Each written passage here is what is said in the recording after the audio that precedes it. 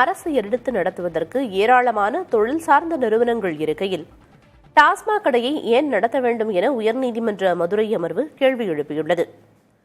மதுரை கைத்தறி நகரின் மதுபான கடை திறக்க தடை கோரி தொடர்ந்த வழக்கை விசாரித்த நீதிபதிகள் எஸ்.எம். சுப்பிரமணியம், மரியக்கிளாட் அமர்வு அரசு ஒரு பக்கம் டாஸ்மாக் கடைகளை திறந்துவிட்டு மறுபக்கம் போதை மறுவாழ்வு மையங்களை அதிகரித்து வருவதாக கூறினார். நம் வீட்டு குழந்தைகளுக்கு இதுபோன்று செய்வோமா என வினவிய நீதிபதிகள் அரசின் கொள்கைகளே முரணாக இருப்பதாக அதிருப்தி தெரிவித்தனர். ஆன்லைன் ரம்மி விளையாட்டை முறைப்படுத்த நடவடிக்கை எடுத்த தமிழக அரசு டாஸ்மாக் கடை விவகாரத்தில் வேறு மாதிரியான நிலைப்பாட்டை கொண்டிருப்பதாகவும் நீதிபதிகள் குறிப்பிட்டனர். இன்றைய திரைப்படங்களில் போதைப் பொருள் பயன்பாடு தொடர்பான காட்சிகள் இடம்பெறாமல் இருப்பதில்லை என சுட்டிக்காட்டிய நீதிபதிகள் அரசு டாஸ்மாக் கடையை நடத்த வேண்டியதன் அவசியம் என்ன, அது அரசின் பணியில்லையே என்றும் அடுக்கடுக்கான கேள்விகளை முன்வைத்தனர்.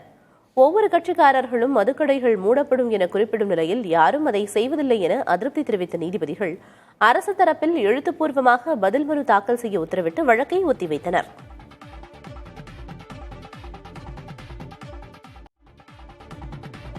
ராமேஸ்வரம் மீனவர்கள் மீண்டும் இலங்கை கடற்படையின் கைது நடவடிக்கையால் பாதிக்கப்பட்டுள்ளனர். ராமேஸ்வரம் மீன்பிடி துறைமுகத்திலிருந்து மீன்பிடிக்க சென்ற விசைப்படகு மன்னார் வடக்கு கடற்பரப்பில் மீன்பிடிப்பில் ஈடுபட்டிருந்தது. இந்த நிலையில் அந்த பகுதியில் கடலோர ரோந்து பணியில் ஈடுபட்டிருந்த இலங்கை கடற்படையினர் நீதி விசாரணையின்றி திடீரென செயல்பட்டு எல்லை தாண்டி மீன்பிடித்ததாக கூறி அந்த விசைப்படகையும் அதிலிருந்த 7 மீனவர்களையும் கைது செய்துள்ளனர். பின்னர் அவர்களை தலைமன்னார் கடற்படை முகாமிற்கு அழைத்துச் சென்றதாக தகவல் வெளியாகியுள்ளது.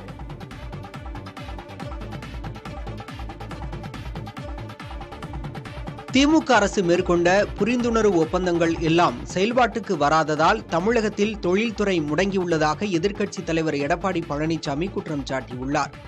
இதுகுறித்து எக்ஸ் தளத்தில் அவர் இட்டுள்ள பதிவில், இந்தியாவின் தொழில்துறை மையமாக தமிழகம் இருந்தாலும் ஒப்பந்தங்களை தாண்டி திமுக அரசு இங்கு ஒன்றும் செய்யவில்லை என குற்றம் சாட்டியுள்ளார். தொழில்துறையின் வளர்ச்சி இளைஞர்களுக்கான வேலைவாய்ப்பை உருவாக்கும், மாநிலத்தின் வளத்தை கூட்டும் என்பதை அரசு உணர வேண்டும் என அவர் தெரிவித்துள்ளார்.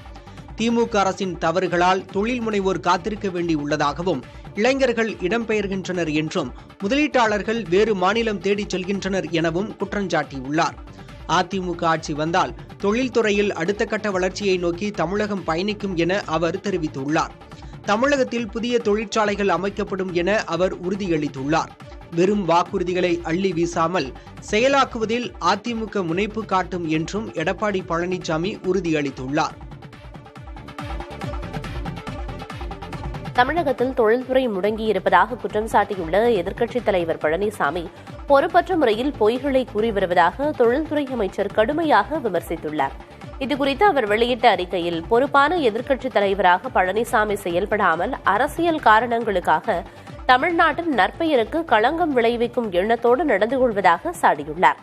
தவறான தரவுகளோடு எதிர்க்கட்சித் தலைவர் பழனிசாமி வெளியிட்ட அறிக்கை அவருக்கு போதிய புரிதல் இல்லை என்பதை வெளிப்படுத்துவதாக டிஆர்பி ராஜா விமர்சித்துள்ளார்.